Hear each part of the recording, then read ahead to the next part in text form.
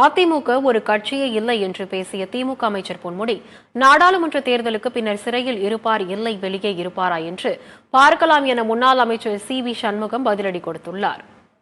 அதிமுகன்னு ஒரு கட்சி இருக்குதா? அதுவே எனக்கு சந்தேகமா. அதுவே 5-6 உடஞ்சு போய் கிடக்குது. எங்க கூட அவங்க ஓட்டி போடுற அளவுக்கு அவங்களுக்கு என்ன இருக்கு? திமுக என்பது தனி பலம் கொண்ட கட்சியாக இன்று தமிழகத்திலே வளர்ந்திருக்கிறது என்பதுதான் உண்மை. அதிமுக இப்ப 5-6 ஆகி போச்சு.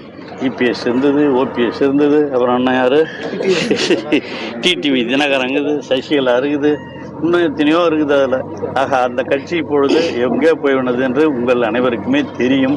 அனைத்து இந்திய அண்ணா திராவிட முன்னேற்ற கழகம், தேசிய முற்போக்கு திராவிட கழகம், புதிய தமிழகம், எஸ்டிஏபி தலைமையிலான இந்த கூட்டணியினுடைய விழுப்புரம் நாடாளுமன்றத்துடைய வேட்பாளர், எங்களுடைய கழகத்தினுடைய பொதுச் செயலாளர், நாளைய முதலமைச்சர் திரு எடப்பாடி அவர்கள் ஆசி பெற்ற வேட்பாளர் திரு பாக்கியராஜ் அவர்கள் விழுப்புரம் நாடாளுமன்றத்திலே இரட்டை இலை சின்னத்திலே அமோகமாக வெற்றி பெறுவார்.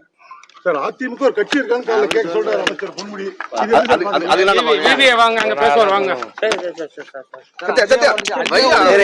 நாடாளுமன்ற தீர்ப்பு உள்ள அவர் வெளியில இருக்கிறாரா உள்ள இருக்கிறாரா நான் யாருக்கு தெரியும்.